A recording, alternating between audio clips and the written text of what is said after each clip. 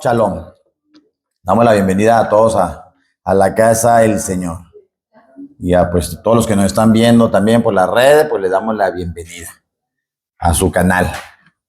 Bien, mis hermanos, pues vamos a comenzar a disfrutar de este tiempo. Damos la bienvenida a mi hermano Damián, hace mucho tiempo que no lo veía. Muy bien. Pues vamos a continuar con nuestra serie. Con nuestra serie rescatando a la casa de Israel.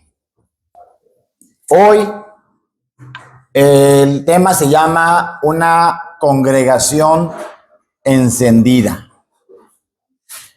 Va a ser muy interesante en la etapa que vamos a entrar porque pues estamos tirando la cortina o el velo y pues no queremos buscar culpables.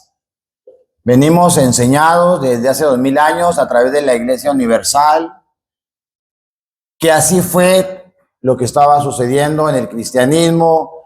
Jesús, la presentación del Evangelio, el apóstol Pablo, sus discípulos, que andaban fundando iglesias, que andaban evangelizando, que andaban detrás de los gentiles, que Roma pues se hizo la sede porque el Señor se divorció de Israel y se casó con su iglesia. Entonces son cuestiones que estamos abordando y corrigiendo. ¿Por qué hasta ahorita? Porque así lo decidió el Señor. Así fuimos enseñados. Y un momento en que el Señor te dice, bueno, te voy a mostrar otras cosas y nos quita el velo. Y nos pone otros lentes, porque ahora pues nos estamos yendo al original. Estamos viendo ahora a través de la óptica de Israel, que se nos enseñó cómo debió haber llegado el Evangelio. Cuando llegó a nosotros, ¿en qué año llegó el Evangelio o la Besorá aquí a México? A ver, los que saben de historia. 1492, cuando vino Cristóbal Colón, ¿va? Después de Yeshua, imagínense nomás cuántas cosas no habían pasado, milenio y medio, 1492, nos vienen a cristianizar, nos vienen a traer el Evangelio, pero a como lo entendieron, ¿verdad? España como lo entendió, y así nos presentó a un Jesús, y así nos presentó a un Pablo, que ya sabemos que su nombre es Yeshua y que su nombre es Shaul. ¿Sí? En el viaje que hace, ya que vimos la vez pasada, vimos la conversión, que vimos que más bien se hizo discípulo de Yeshua. ¿Se convirtió al cristianismo? No, se hizo discípulo de Yeshua. Se bautizó en el nombre de Yeshua, porque él estaba bautizado en el nombre de Gamaliel, bajo la escuela de Gilel, bajo las enseñanzas de la Torá y del Talmud y todas las leyes alágicas, que tuvo por basura. Digo, no, aquí nada más Torá, nada más. Así. Entonces, ya que Saulo ya le abrieron los ojos, ya llegó Ananías, oró por él, lo bautizó, dijo, pues ahora como enseñó la Torá Yeshua, así. Ya se nos había dicho en el Antiguo Testamento que iba a venir el profeta, que le obedeciéramos, Deuteronomio 18, iba a venir a traernos palabra. Entonces empezó a entender todo lo que se le había enseñado y cómo todo era apareciendo. Ya llegó Yeshua, el Mesías, el Mashiach.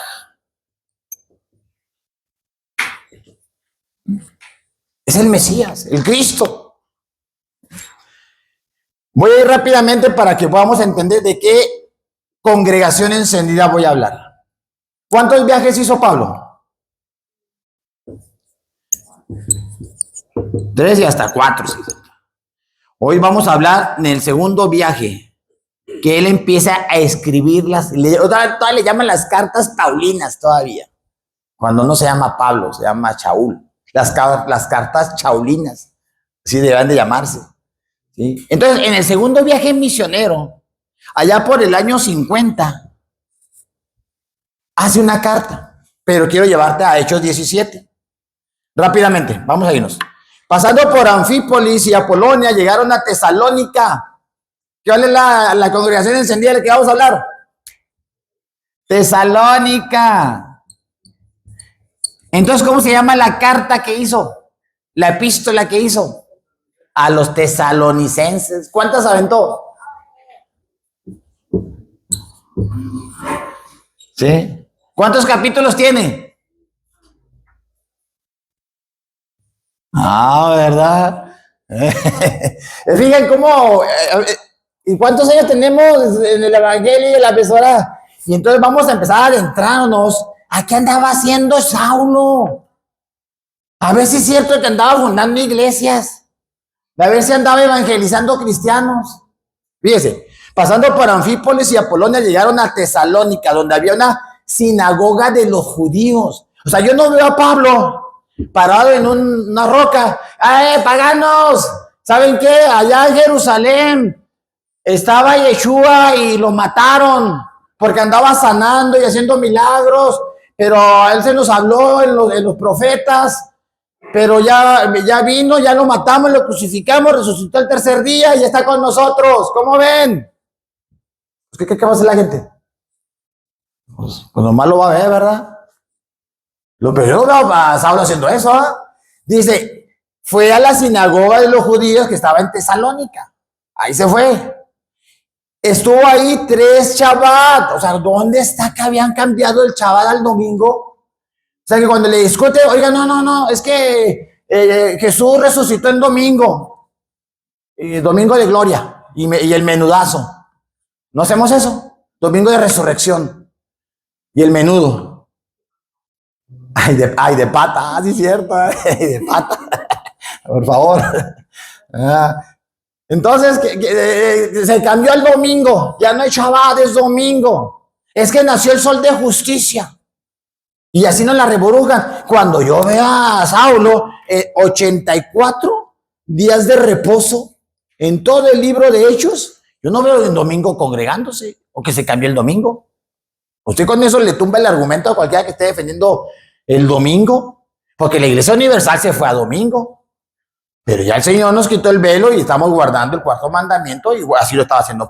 Y 3 días, 3 Shabbats. 3 Shabbat discutió con ellos, o sea que se acabó el Shabbat y no se fue el domingo, no se fue el lunes, se fue al otro Shabbat. 3 Shabbat, declarando y exponiendo por medio de las Escrituras que era necesario que el Mesías padeciese, resucitase de los muertos y que Yeshua, que yo os anuncio, decía, Él es el Mesías. Pero ¿a quién se lo está diciendo? A los judíos de las sinagogas. Gente que sabe, gente que entiende. Y algunos de ellos creyeron y se juntaron con Saulo, con Silas, y de los griegos piadosos, gran número, y mujeres nobles no pocas. Usted está viendo que a partir de Hechos, capítulo 13, verso 9, ya no se llama Saulo, ya se llama Pablo. ¿Por qué le cambiaron el nombre? Es que Saulo, también Pablo. Y fíjese el pretexto que me ponen, no te lo voy a decir. Continúo. ¿Qué es lo que andaba haciendo en las sinagogas, en el segundo viaje misionero? ¿Qué andaba haciendo? Anunciando lo que ya se había dicho. Rápidamente, habiendo dicho esto, mientras ellos lo miraban, fue llevado a las alturas hasta que una nube lo ocultó de su vista. Ellos se quedaron mirando fijamente el cielo mientras se alejaba, él se alejaba. De repente se le acercaron 2 hombres vestidos de blanco, que le dijeron, Galileos, ¿qué hacen aquí mirando al cielo? Este mismo Yeshua que ha sido llevado de entre ustedes al cielo vendrá otra vez de la misma manera que lo han visto irse. Ese es el mensaje que le estaba llevando. En Hebreos 9 dice, y así como está establecido que los seres humanos mueran una sola vez y después venga el juicio, también Cristo, también el Mesías fue ofrecido en sacrificio una sola vez para quitar los pecados de muchos y aparecerá por segunda vez. ¿De dónde está? ¿Qué es lo que estaba enseñando Saulo? Y ya no para cargar con pecado alguno, sino para traer salvación a quienes lo esperan. Mateo 24. Porque así como el relámpago que sale del oriente se ve hasta el occidente, así será la venida del Hijo del Hombre.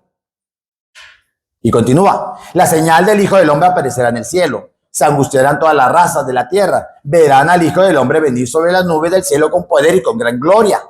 Esa era la esperanza que le estaba llevando. O sea, van a reconocer que ya llegó el Mesías y que va a venir en una segunda venida gloriosa y con poder. Lo veremos desde las nubes. Lo estaba enseñando.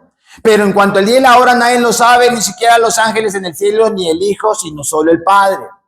La venida del Hijo del Hombre será como en tiempos de Noé, porque en los días antes del diluvio comían, bebían, se casaban, se daban en casamiento, hasta el día en que Noé entró en el arca y no supieron nada de lo que sucedería hasta que llegó el diluvio.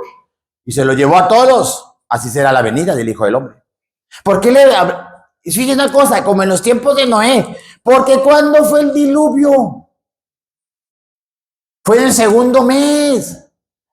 Esto está cerca de las fechas de Yom Teruah, Yom Kippur y Tabernáculos, que es cuando Él va a venir. Por eso como en los tiempos de Noé, en esas fechas.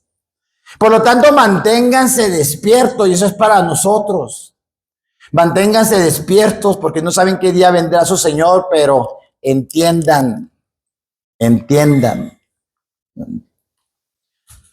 esto. Si un dueño de casa supiera a qué hora de la noche va a llegar el ladrón, pues se mantiene despierto para no dejarlo forzar la entrada. Por eso también ustedes deben de estar preparados, porque el Hijo del Hombre vendrá cuando menos lo esperan. Entonces va de la mano. ¿Por qué la iglesia a Tesalónica? ¿Por qué primera y segunda carta a los tesalonicenses? Es la primera carta que hace Saulo. ¿Cuál era el mensaje que aprendo de ella? Porque lo único que yo me sé de primera de Tesalonicenses, y le apuesto que muchos así estamos, ¿de qué trata? ¿Qué dice? Y lo único que me sé es que al sonar de los chofares todos los muertos de Cristo resucitarán primero. Primera de Tesalonicenses 4:16, nomás eso me sé. ¿Pero por qué les dijo eso? Eso lo vamos a descubrir. Hechos 13:7. ¿Por qué Pablo? ¿Por qué Pablo? Estaba en el Hechos 13:7, estaba con el procónsul Sergio Paulo, varón prudente, llamando a Bernabé y a Saulo. Oiga, le digo Saulo. Deseaba oír la palabra de Dios, pero le resistía a Elimas el mago, procurando apartar de la fe al procónsul. Entonces Saulo, que también es Pablo, tómala, lleno del Espíritu, fijando en él los ojos, es que como el procónsul creyó en el Mesías, creyó en Cristo, entonces en honor a él se hace llamar Pablo. ¿Le creemos? Vamos a creer eso. Pero la Iglesia Universal así me la contó. Ah, bueno. Ah, por eso. O sea que, para que sepan, hermano, entonces Saulo, que también es Pablo, o sea, ¿qué es lo que pasa? Que porque usted no se quiere juntar con los revoltosos de Judea, ¿verdad? Cuando yo le vengo a traer la Besorá, le estoy diciendo que hay que ver la cuestión del Mesías judío, que vivió y resucitó y que va a venir. Oye, pero pues todas son cuestiones judías, ¿no? Y pues, no, mejor vamos a diluirlo un poquito. Que no se vea tan judío. Vamos a hacerlo un poquito más para que la gente se identifique más. Y por eso le fue a Pablo. Porque se llama el procónsul. Pues ya sabe que no. Así que, ¿cómo se llama Pablo? Se llama Shaul o Saulo. Ya se sabe, ya se aclaró. Se escribe en el año 50 después de Yeshua. Primer carta. ¿Cuál es el propósito? Había malentendidos acerca del regreso del Mesías. Saulo deseaba aclarárselo en su carta. También se los escribe como una instrucción sobre la vida santa. Tesalónica es una ciudad importante en Grecia, en Macedonia, situada en el extremo norte del Golfo Termaico. Por ahí pasa la vía ignaciana, porque teníamos acá estaba Jerusalén, y luego aquí teníamos a Grecia y aquí tenemos a Roma. Entonces acá andaba en Tesalónica, acá andaba en su segundo viaje. Pasaba la vía Ignacia, que conectaba el oriente con Roma. Por eso era muy importante ese puerto. Era favorable. Era un centro comercial de gran importancia, por lo tanto, pues había ahí una gran colectividad judía y había sinagoga. Algunos de los judíos creyeron, de los griegos piadosos, palabra griega, de los griegos. No estamos hablando de los griegos de Grecia. Ahora vamos a aclarar. ¿Sí? Los griegos piadosos aceptaron su mensaje y entre los creyentes de Tesalónica había mujeres nobles. Cuando vemos la palabra griegos en Hechos 6, en aquellos días, como crecía el número de los discípulos, hubo murmuración de los griegos. Y se va uno, los griegos de Grecia. No. Había murmuración de los griegos contra los hebreos, de que las viudas de aquellos eran desatendidas en la distribución diaria. Por eso ahí nace el diaconado. En otra versión, los judíos helenistas o los griegos se mencionan por primera vez en la Biblia en Hechos 6:1. Dice, por aquellos días al multiplicarse el número de discípulos surgió una queja de parte de los judíos helenistas en contra de los judíos nativos. ¿Qué dice la versión Reina Valera? Había una disputa entre los griegos y los hebreos. En una más clara, judíos helenistas contra los judíos nativos, porque eran desatendidas las viudas. Entonces los judíos creyentes se dividen en dos grupos. Ahí va la explicación. Estaban los que se habían quedado en Judea, cerca de Jerusalén, que usaban el idioma hebreo y que apropiadamente se le llamaban hebreos. El otro grupo consistía en aquellos que estaban dispersos entre los gentiles, que hablaban el idioma griego, que usaban la traducción Septuaginta griega. Esos eran llamados los helenistas o los griegos. ¿Qué significa griego? Hablante de griego. Entonces, helenizar es adoptar la cultura e ideas griegas. ¿Qué se le llama eso? Sincretismo. Estás mezclando. ¿Qué estamos haciendo ahorita nosotros, raíces hebreas? Hay verdad que nosotros esos somos los que estamos corrigiendo a los que están helenizados, porque ahora usted ve allá los cristianos, los católicos, y ya no saben ni quién es quién. Ya se confunden. Usted antes podría decir en domingo, usted en domingo ve a alguien así vestido. ¿Qué se imagina? ¡Ajá, cristiano! ¿En domingo? Pues en domingo no anden fachas, ¿no? Andan en chori, guaraches, ¿no? Y usted anda por la calle muy de corbata. Este es un cristiano apostólico. Pero ahora, mi hermano, pues no sabemos ni quién es quién. Entonces, aquí había divisiones.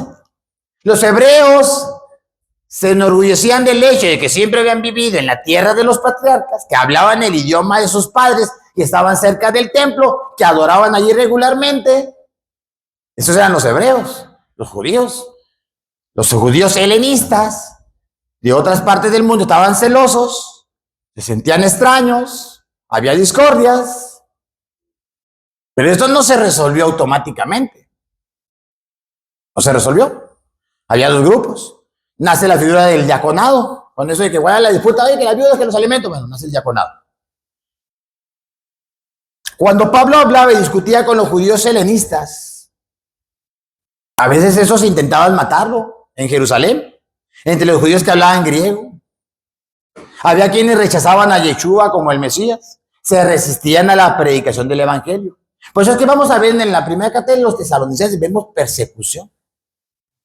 Dice, la iglesia de Tesalónica vive la angustia de la persecución. ¿Quién los estaba persiguiendo? Porque me ponen a mí a un Pablo que lo están persiguiendo los judíos y nada más los judíos.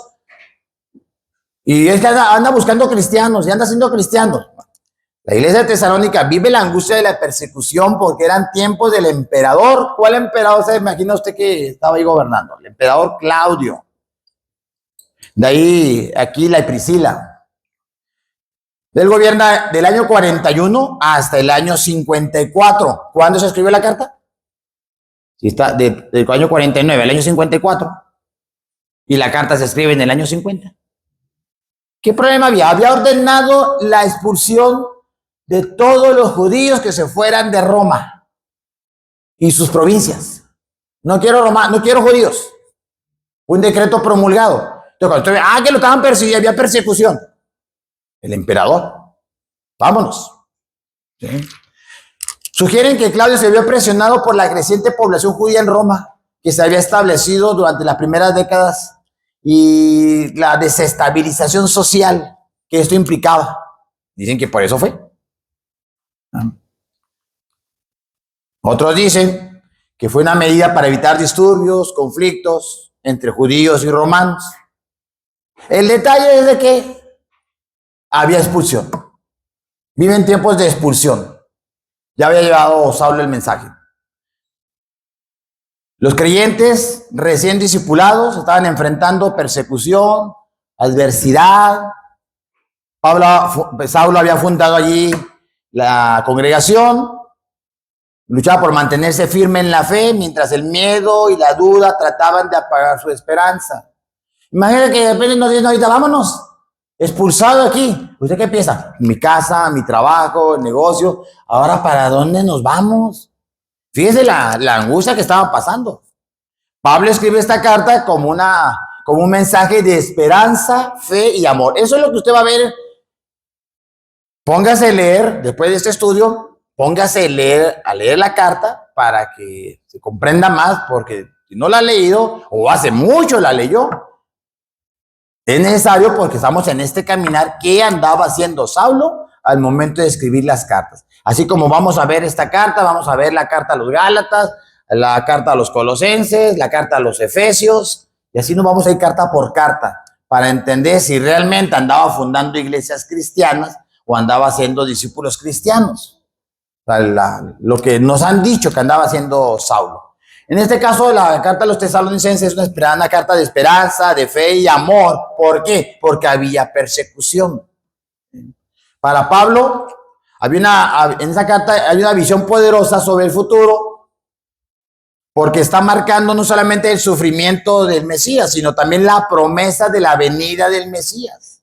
Estoy en persecución, emperador Claudio, como que me dan ganas de dejar todo esto, y no, pues échale ganas.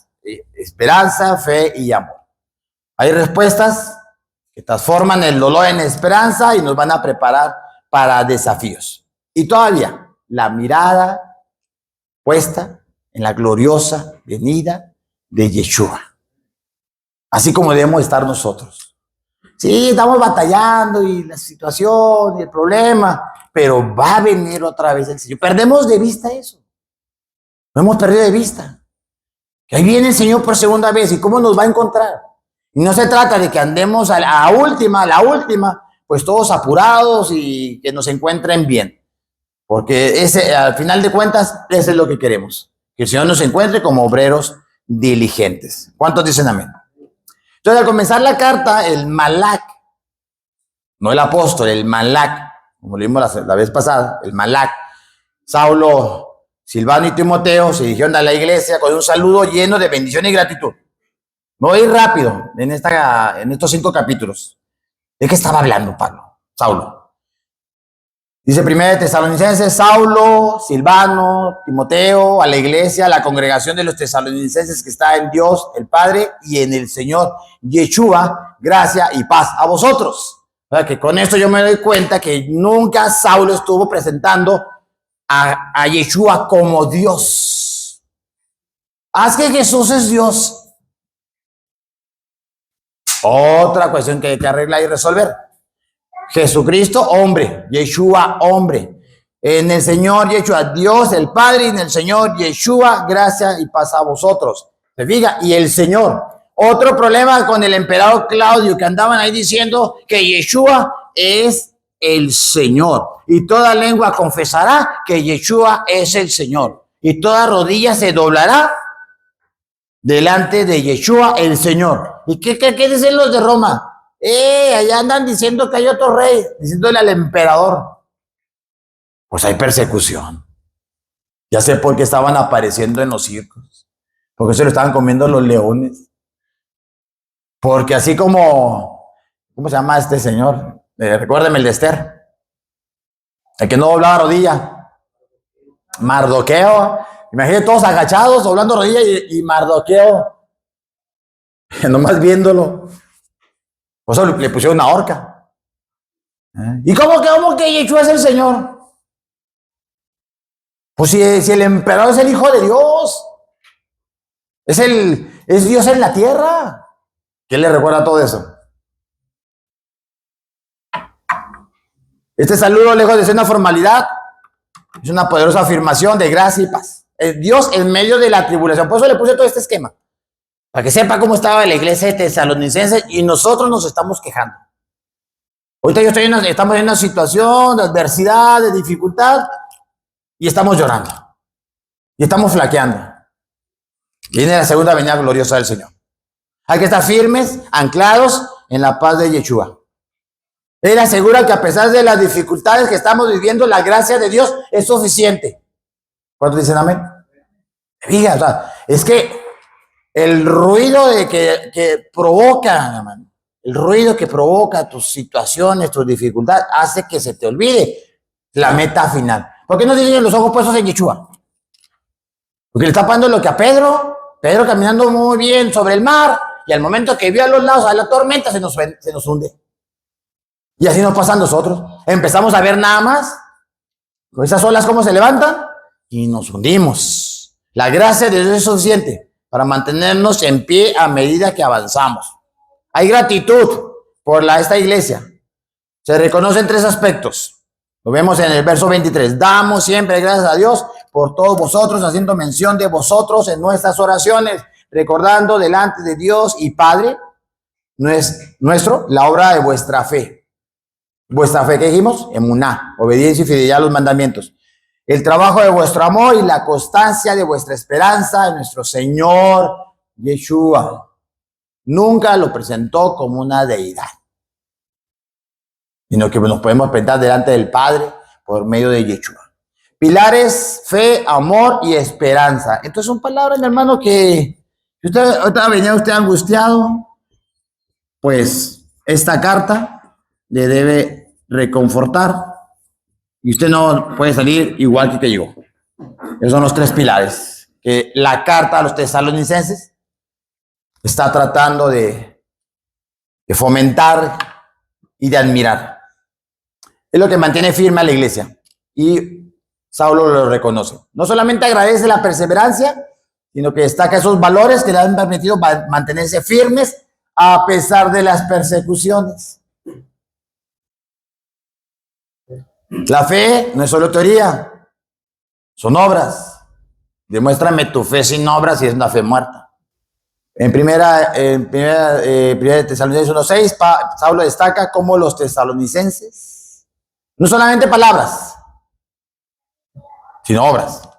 Pero con un gozo inquebrantable vosotros vinisteis a ser imitadores de nosotros y del Señor, recibiendo la palabra en medio de gran tribulación.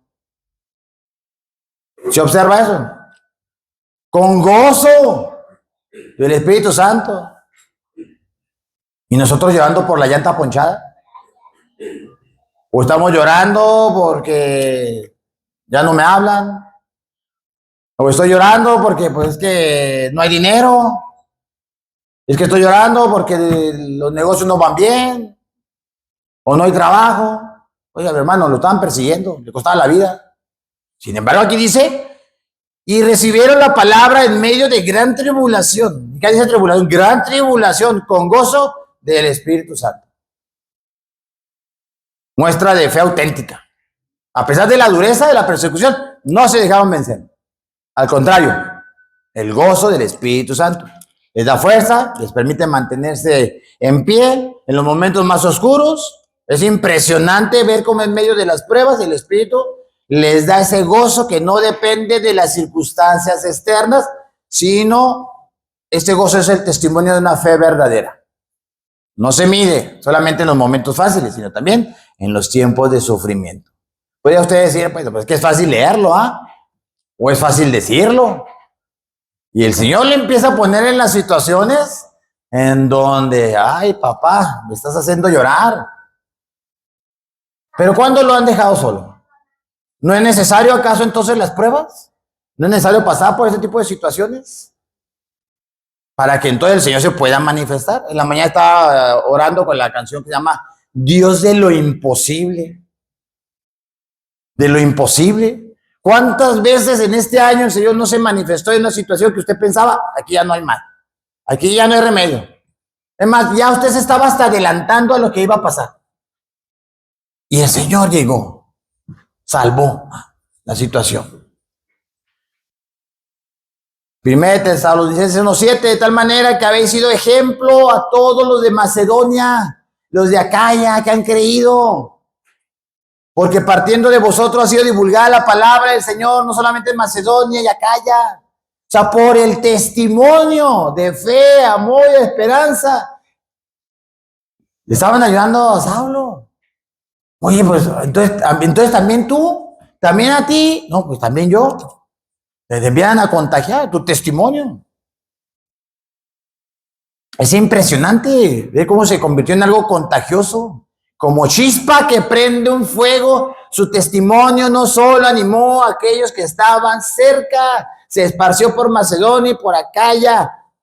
Saulo muestra que la fe que persevera en la adversidad tiene impacto y que va más allá. Por eso, ¿qué te dije? Tesalónica, una iglesia encendida. ¿Por qué estaba encendida? Porque a pesar de la gran tribulación, ellos seguían adelante.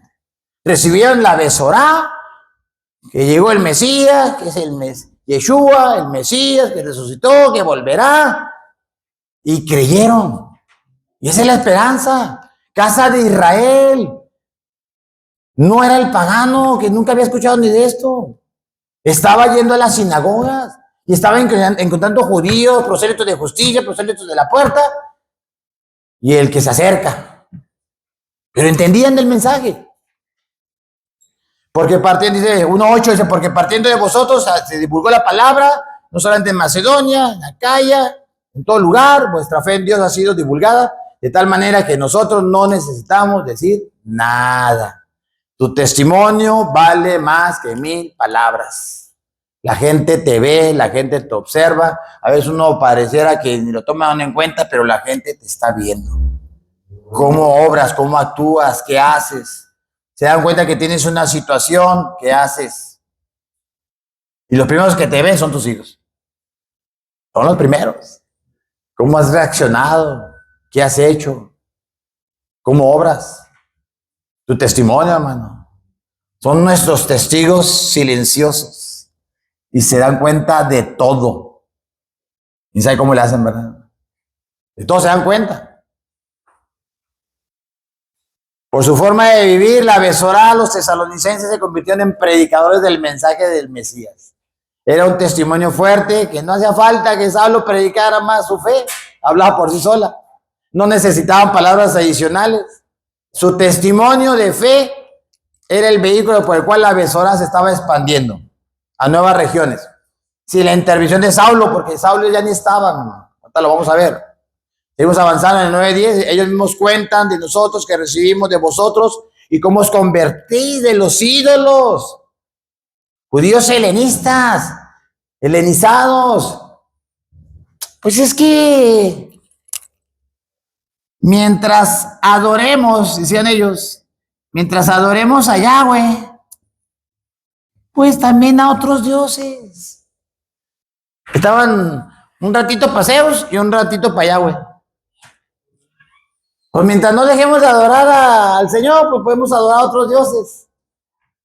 Mientras usted tenga a su esposa bien mantenida, que no le falte nada en la casa, usted puede tener amantes. ¿Se podrá? Pues no, va. Pues así también el Señor es celoso. También dice que no. Pero los judíos helenistas, bueno, ¿por qué tanto es tantito? ¿No pasa ahorita con muchas congregaciones así? Helenizadas, sincretismo.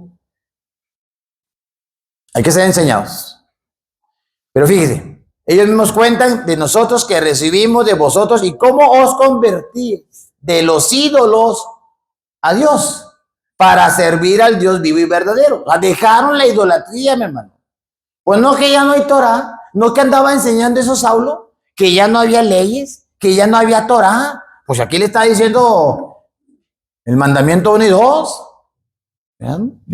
Para servir al Dios verdadero y esperar de los cielos a su Hijo, el cual resucitó de los muertos, a Yeshua, quien nos libra de la ira venidera. O sea, estaba admirado que a pesar de la persecución, a pesar que Claudio, a pesar que el romano, no, es que yo ya no voy a adorar ídolos y voy a esperar la segunda venida del Mesías. Hay esperanza.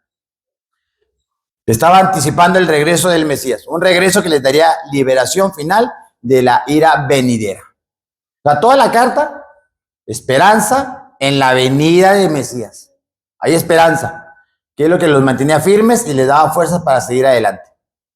Rápidamente, segundo capítulo. Porque vosotros mismos sabéis, hermanos, que nuestra visita a vosotros no resultó vana, pudiendo, pues habiendo antes padecido y sido ultrajados en Filipos, como sabéis, tuvimos de nuevo en nuestro Dios para anunciaros la besorá de Dios en medio de gran oposición. O sea que usted cuando ve el capítulo 2 está viendo que hay oposición al ministerio que está haciendo Saulo y que lo hacía por conveniencia.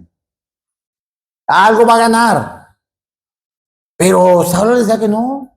Y eso que vengo de Filipos, eso que llegué a Troas. Y en Troas, en una visión, me dijo el ángel, no lleves la palabra hacia, así déjalos. Y ahí entró, me aparece un ángel y me dice el varón, oye, vente a Macedonia porque ahí te necesitamos, ayúdanos. Y llegó a Filipos y se puso a anunciar la besorá y todo iba muy bien. Y de repente apareció una muchacha con espíritu de adivinación y empezó a gritar en medio de la gente, estos hombres son los siervos del Dios Altísimo que vienen a traernos salvación. Pero ya día tras día, hasta que lo hartó. Pues estaba bueno el mensaje, ¿no? Pues como quiera traía un mensaje, bueno, ya que estás aquí, va, estos son los siervos de Dios que han venido a traer salvación. Pues ¿qué tenía de malo? Tal vez la voz era chillona, tal vez. Algo no le gustó, pero lo hartó. El detalle que fue que en el nombre de Yeshua salta ahí espíritu. Y pues los dueños de la muchacha se les acabó la ganancia y fueron a decirle ahí a las autoridades, oye, aquí andan estos varones, aquí andan diciendo que hagamos cosas, nosotros somos romanos y quieren que hagamos cosas que no debemos de hacer. Pues los agarraron, los azotaron, dice, los azotaron mucho. Y luego todavía los encerraron allá al fondo. Allá los amarraron allá con el cepo. Allá andaban cantando. Se abrieron las rejas. El guardia se iba a matar y no, aquí estamos. Y, el guardia ahí, pues ahí cuando leemos, cree en toda tu casa y cree en el Señor, será salvo tú y toda tu casa. Si no hubiera dicho eso, si no le hubiera hecho nada a la muchacha, pues no los hubieran azotado, no los hubieran encarcelado. Pero bueno, pues ya pasó. Se fue, por eso es que dice, habiendo antes padecido y siendo ultrajados en Filipos, tuvimos de nuevo en nuestro Dios para anunciaros la besorá de Dios en medio de gran oposición. O sea, vengo golpeado, vengo de haber estado encerrado, me humillaron, pero sin embargo, aquí estoy predicando la palabra. No me vengas a decir que yo ando aquí por conveniencia. En 1 Tesalonicenses 2:3 dice, porque nuestra exhortación no fue de engaño, ni de impureza, ni con dolo, sino que como hemos sido aprobados por Dios para que nos encarguemos de la besorá, el evangelio, así hablamos no como para agradar a los hombres, sino a Dios que prueba nuestros corazones. O sea, él no buscaba agradar a los hombres, no buscaba popularidad, él buscaba agradar a Dios con la predicación pura. Les dice, nosotros pues no solo os anunciamos la besorá de Dios, sino que también nuestras propias almas os dimos, porque habéis llegado a ser muy amados. O sea, que yo no ando predicando, no ando llevando la palabra, no ando anunciando al Mesías. ¿Por qué me vas a dar algo? Él hacía carpas, hacía tiendas, ¿verdad? Ni por dinero, ¿verdad? No era por conveniencia. Estaba predicando palabras de vida eterna. Era un acto de amor genuino, un sacrificio por el bienestar espiritual de esta iglesia. Era una misión espiritual de amor profundo, ese amor que deseaba expresarlo Saulo, y al ver la fe que estaba manteniendo, lo estaba animando a seguir adelante. Dice, pero nosotros, hermanos, habiendo sido separados de vosotros por un poco de tiempo, en presencia, no en corazón, nos esforzamos aún más por ver vuestro rostro con mucho deseo, por lo cual quisimos ir a vosotros. Yo Saulo, ciertamente, una y otra vez, pero Satanás nos estorbó, porque después, en Tesalónica, van y lo atacan, y pues tiene que salir huyendo, y se va a Berea. En Berea pasa lo mismo, empieza a enseñar a las sinagogas, está mostrando lo de Berea, revisando las escrituras, y no, sí es cierto, tienes razón. Pues hay que ser como los de Berea, nos han dicho. Dice Hechos 17:5, entonces los judíos que no creían, teniendo celos, tomaron consigo algunos ociosos, hombres malos, y juntando una turba, alborotaron la ciudad, y asaltando la casa de Jasón, procuraban sacarlos al pueblo. ¿Usted vio dónde andaba? Andaba en las sinagogas, Saulo. Pero no hallándolos, trajeron a Jasón, algunos hermanos, ante las autoridades de la ciudad, gritando, estos que trastornan el mundo, también han venido acá. Jasón los ha recibido, y todos esos contravienen los decretos del César, diciendo que hay otro rey, Yeshua. No veo aquí cristianos. Sinagogas. Nos está mostrándose que es el Mesías, el Yeshua. Muy bien. Pablo dice, Saulo, pero cuando ya no pudimos sufrir más, decidimos quedarnos solos en Atenas. Enviamos a Timoteo para que afirme y anime a vuestros corazones. Que ya se fue de ahí, de Tesalónica, se fue a Berea, y luego se fue a Atenas, y luego se fue a Corinto, que fue de donde escribe la carta a los tesalonicenses, en Corinto. Manda a Timoteo a ver cómo están, porque con la persecución, con la tribulación, aquellos andan dando lata, que yo andaba enseñando la besora por conveniencia, no, tú sabes que dejas a alguien de vigilar. Está como cuando nuestro pastor se va de vacaciones. ¿Qué hacemos todos? Aquí que nos vean un ratito aquí en la iglesia y luego nos vamos todos de pachanga. Eso podríamos hacer, ¿verdad? Pero no lo hacemos. O sea, en el caso de estar estando vigilando, pues no. Pero Saulo dijo, bueno, pues hay que mandar a Timoteo a ver qué está pasando. Pero Timoteo le trajo buenas noticias. Saulo expresa su alegría cuando Timoteo volvió, dice, Timoteo volvió de vosotros a nosotros y nos dio buenas nuevas de vuestra fe, amor, y que siempre nos acordáis con cariño, deseando vernos como también nosotros a vosotros. O sea, que a pesar de ustedes, no necesito estarlos aquí vigilando. Sigan adelante. Entonces fue un bálsamo para el alma de Saulo. Había ataques, había dificultades, pero se mantuvo en el Señor. Fue un alivio para él. La iglesia sobrevivió, ha crecido, ha madurado, han resistido la prueba de fuego. Su amor por Saulo sigue intacto. Saulo agradece a Dios por su firmeza. Usted se pone a pensar, Saulo los ve como sus hijos espirituales. Hay cariño. Hermanos, en medio de toda nuestra necesidad y aflicción, fuimos consolados de vosotros por medio de vuestra fe. Vamos terminando, capítulo 4.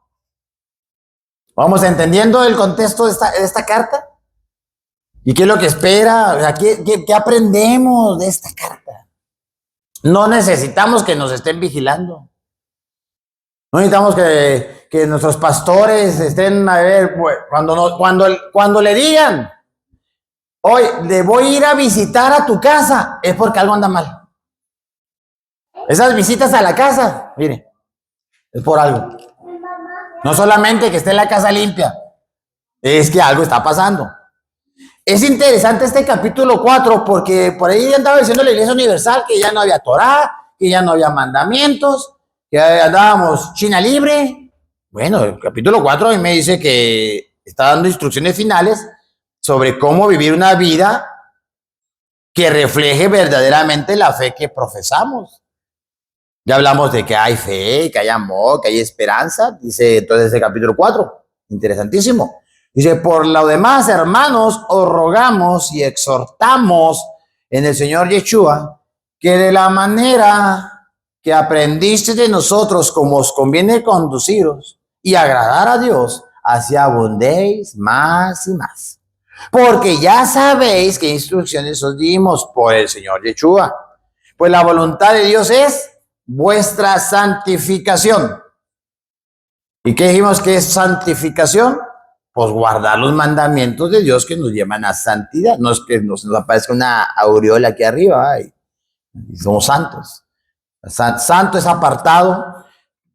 Guardo los mandamientos, soy santo, que significa apartado, porque me he apartado de las costumbres del mundo. Ahorita, ¿qué anda haciendo el mundo? Pues ahí anda de matachín, ahí con cascabelitos en los tobillos y la cosa, y tan. O sea, la idolatría, todo lo que da. Todo el pueblo de México en la idolatría, millones y millones. Entonces, el que dijo a la iglesia de Tesalónica, dejaste los ídolos.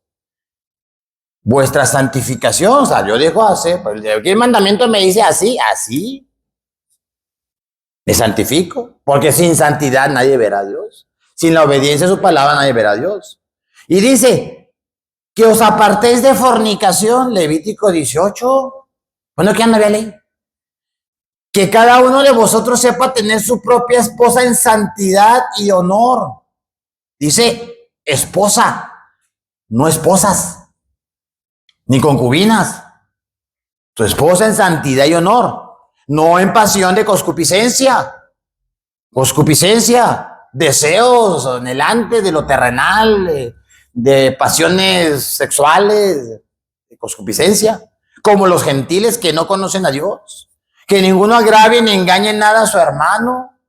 ¿Qué habla? No robarás. Porque el Señor es vengador de todo esto, como ya os hemos dicho y testificado. Se fija, le está dando mandamientos, recordando los mandamientos que ya están. Pues no nos ha llamado Dios a inmundicia, sino a santificación. Así que el que desecha esto, no desecha al hombre, desecha a Dios, que nos dio su Espíritu Santo. Pero acerca del amor fraternal, no tienes necesidad de que os escriba, porque ya habéis aprendido. Améis unos a otros. Entonces, ¿de qué nos está hablando?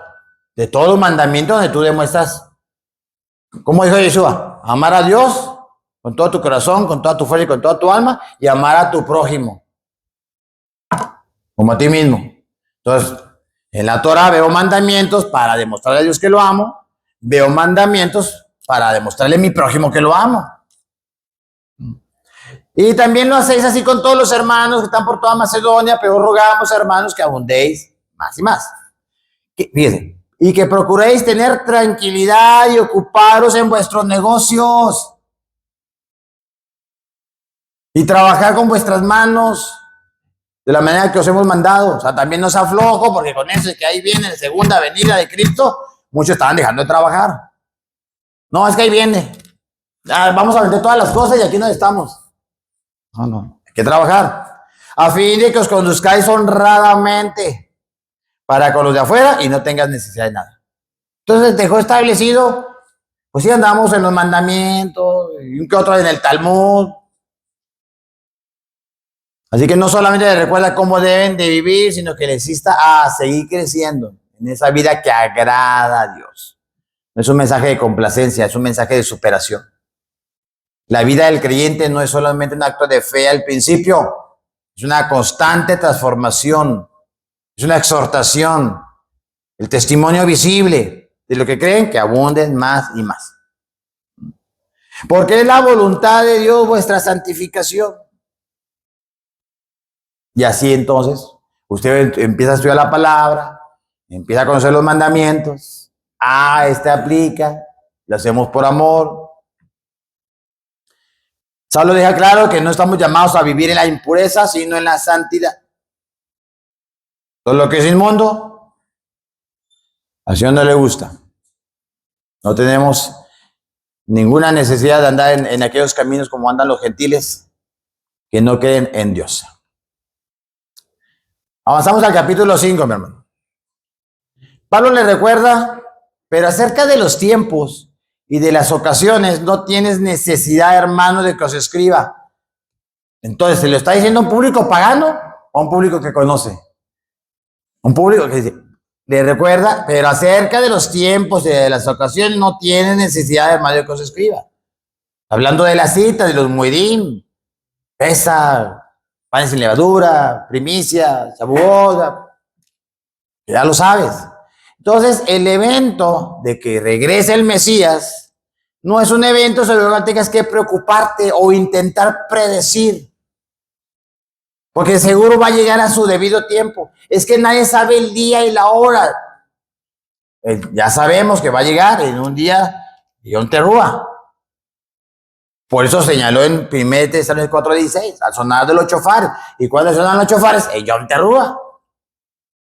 Ya no hay necesidad de explicarte. Nadie sabe el día y la hora. Sí, porque ese día se mueve, se le llama el día escondido. Hoy cayó en un día, el próximo año va a caer en otro, va a caer en otro y va a caer en otro. Pero siempre lo vamos a saber cuando ya tengamos la fecha de la Pascua. A partir de la fecha de la Pascua ya vamos a poder saber cuándo va a ser Yom Teruah. Así que Saulo profundizó en la promesa del regreso del Mesías. Será un evento glorioso, definitivo, porque el mismo Señor descenderá del cielo con voz de mando, con voz de arcángel y con trompeta de Dios. Pero no, o sea, porque andaba gente diciendo, no, es que ya regresó Yeshua, que ya regresó Cristo. No, espérate. El Señor va a descender con voz de mando, con voz de ángel y con trompeta y todo el mundo lo verá. O sea, no es algo que va a llegar, así como cuando él resucitó y que anduvo, pues no todo el mundo lo vio. ¿Sí? Pero esto va a ser que todo ojo lo verá. Todo el mundo lo va a ver. ¿Sí? Pablo los anima entonces a ser vigilantes, preparados. No esté usted preocupado, ¿y cuándo vendrá? No, ahora sí vendrá. ¿Cuánta publicidad no vemos en las redes sociales? No, ahora sí ya. Ya este año llega. Ya llegó. No, pues eso no es lo que nos tenga con pendiente. Porque de que va a llegar, va a llegar. O sea, más bien, prepárese. Dice 1 Tesalonicenses 5:16. Saulo los anima a vivir vigilantes, preparados, que no durmamos como los demás, que velad, que seamos sobrios. Pero nosotros que somos del día, seamos sobrios, habiéndonos vestido con la coraza de la fe y del amor y con la esperanza de salvación como yelmo. Fíjense, aquí es bien importante esta figura. Vean cómo se lo está diciendo. Velad y sean sobrios, porque nosotros somos del día. Porque en el día, pues todo se ve, ¿verdad? En el día. Porque el Señor nos sacó de tinieblas, de la ignorancia, a su luz admirable. O sea, ya tenemos el conocimiento, pues somos del día, porque tenemos el conocimiento. Sobrios.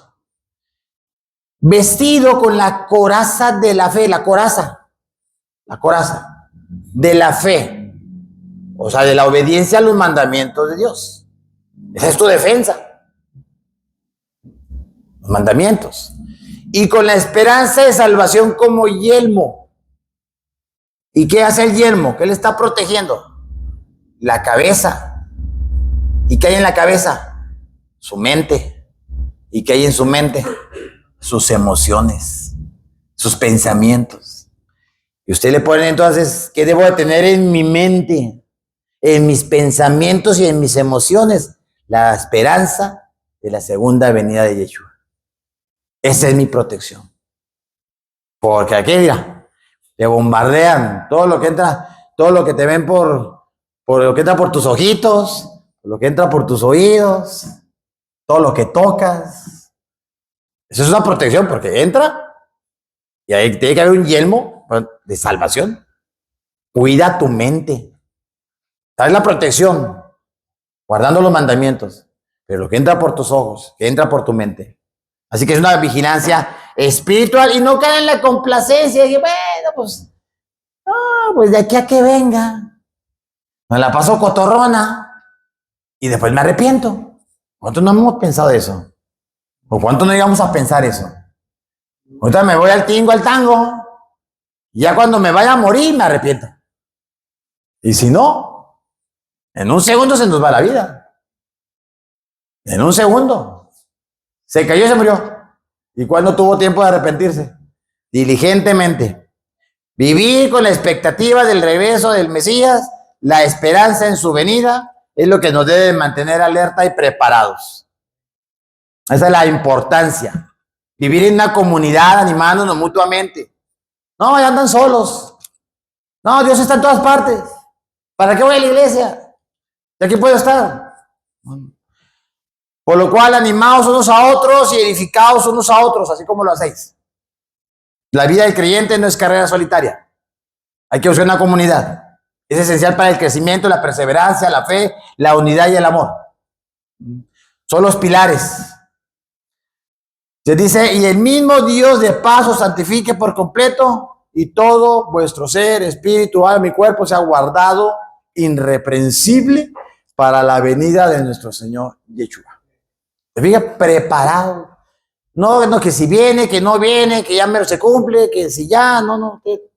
Manténgase preparado y alerta. Alerta. Así que la exhortación es tener la mirada fija en el regreso del Mesías, mantener la unidad, el amor, la esperanza, mientras esperamos el retorno glorioso de nuestro Señor Yeshua. Y aquí lo que es admirable entonces de esta carta, para culminar, es que a pesar de la gran tribulación, de la persecución, ellos mantuvieron la fe, el amor y la esperanza y la plena convicción de que ahí viene Yeshua y de que va a venir. Había persecución, había rechazo, pero ellos se mantenían.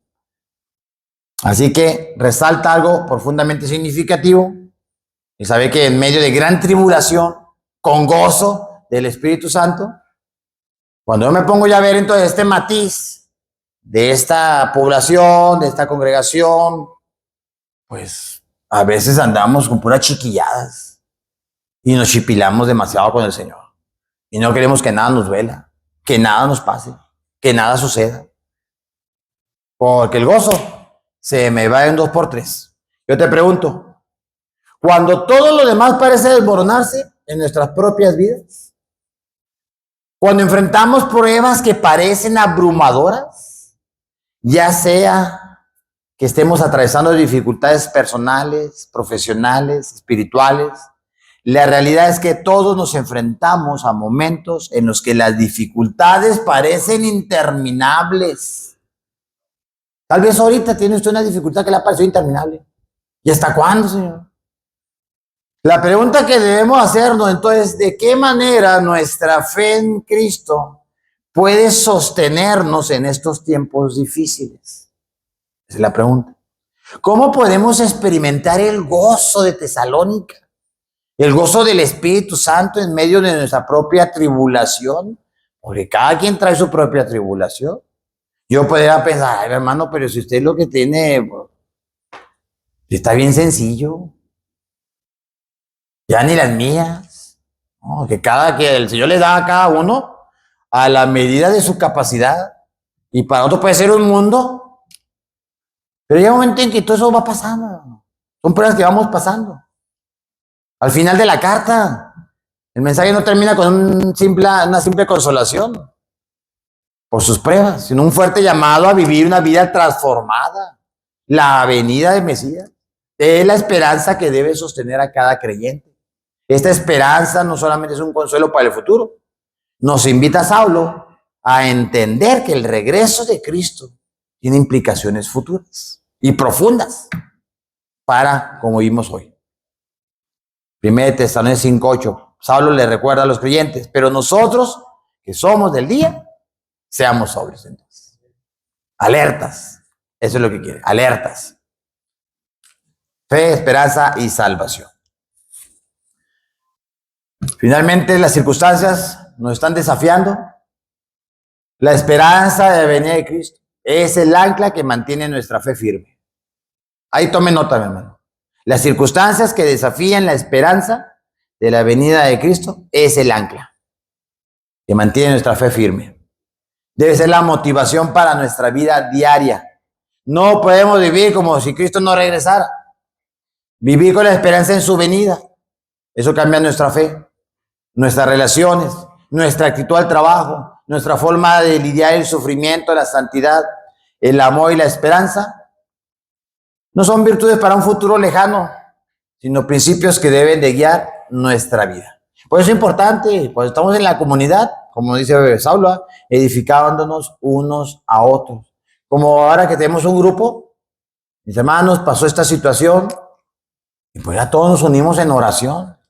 Eso es bueno, porque a veces no hay el tiempo, o a veces no hay esa confianza, y estamos pasando por una situación, y necesitamos oración. O sea, edificados unos a otros, animados unos a otros, pues en el grupo, ¿sabe qué? Me está pasando esta situación, y todos oramos.